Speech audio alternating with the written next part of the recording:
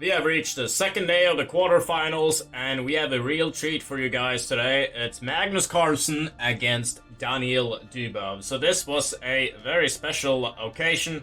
Dubov has managed the impossible. He has won the match, which means that we are on our way to a tiebreak. So he actually won very convincingly too. He won 2.5, a half, just like Magnus did. So we're off to a thrilling tiebreak here. It should be mentioned that this is not a very great state for Magnus. He has lost 2 games. He also lost to Dubov in the Air Things Masters, so this is rough for the world champion. Is he going to be able to stand the mental pressure?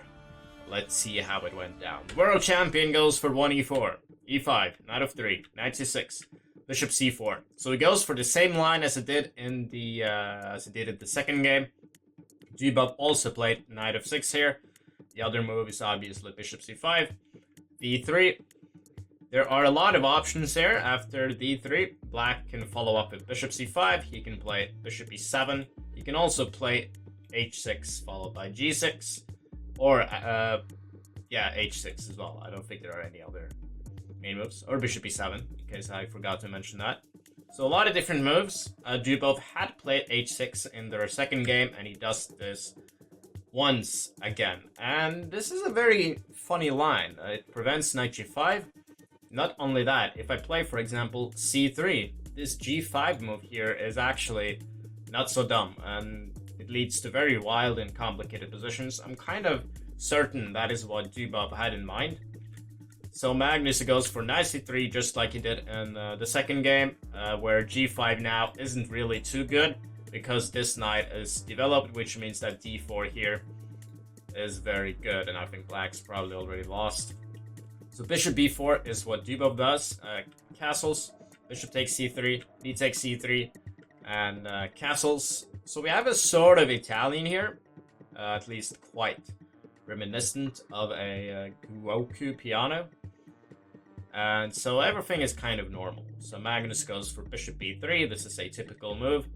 d5 does not come with a tempo, and it should be said that this is also what Magnus did in the second game. But here, instead of playing d6, Dubov, he goes for 1d5, which is certainly an interesting move and probably a better move too in my eyes. Magnus takes it, knight takes d5, and h3 here. So this is a very interesting choice. Magnus, he did spend 2 minutes of his time playing h3, which is certainly not ideal when you're playing blitz and you only have 5 minutes. So he certainly was not aware of what to do here, and indeed it's not so easy, because if he plays something like bishop d2, this pin with bishop g4 can always be kind of unpleasant, and that's probably why he chose to play h3. Well, it's also a very interesting option. The other move is maybe to play c4, but blocking the diagonal is not really what you want to do either. So I mean, it's a very sensible move to play h3. Dubov, he goes for the pawn, queen e1, and boom, knight d4. And this is perhaps what Magnus had missed when he was thinking of h3, and it's a very tricky move, considering the fact that if I take the knight right now, I will lose my queen after knight e2. So taking into consideration that I cannot take the knight, queen takes e5 is a move, but you do not really want to allow this, because, well, now I'm forced to play queen h5, and we have a very complicated position on our hands. In black, it's a lot of activity, and this is not something you want to do either. And knight takes f3 here would have been, well, it's probably possible too, but now this knight is at least hanging, so black needs to do something about that, and the knight doesn't have any squares, but rook e8 is quite good here. Anyway, knight takes c5 is probably the best move, which the world champion also does, attacking on f7. And Dubov, he plays knight e2 check. That is a great move. King h1. And all of a sudden, out of nowhere, comes the strike. Bishop takes h3, and this is indeed a very disgusting move to get against you. When you have lost 2 games, you are playing your you're having a terrible time. Also, remember that the world champion had lost to Dubov in Airthings Masters as well, and he was certainly hungry for a great revenge, but it was all spoiled when he ruined everything. And in the second match, so being the world champion and getting bishop takes h3 against you, that is no fun. Maybe king h2 would have been better to prevent exactly that. But anyway, Magnus has to take. Knight takes b3 is a great move.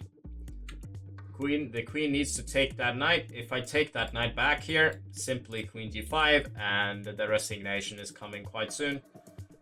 White's king is far too weak, so Magnus had to take the knight on e2. Dubov plays queen d5 check, which is a move I really like. He gets the queen on d5 with a tempo, perhaps even rook e8 coming with a pin on this knight. Could potentially be very dangerous. King h2, knight takes a1. And as a matter of fact, it would have been better to simply play knight e4. This is sort of the safer move you play as black. You get to an endgame because of queen e4. We have this wonderful move, queen takes e5, followed by knight f3 check in beautiful fork, and then we have one pawn up. And we also have better pawn structure, and there's nothing to lose here. This would have been practically probably the best choice, although Dubov saw that Magnus didn't have a lot of time on his clock, so in that sense, knight takes a1 makes a lot of sense to complicate the game. But now that Magnus is not doing too well, he wouldn't really mind complicating the game, so the Russian could make a mistake.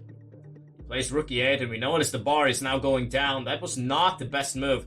Apparently, it would have been better to simply play f6 here to block the diagonal. But anyway, rook e8, pinning the knight is extremely natural. And the reason why f6 in the first move was better, in the previous move was better, is that after rook g1, after f6, white has queen g4. And there's now massive threats here on g7, and this is not easy to deal with. This is very difficult to deal with now for Dubov.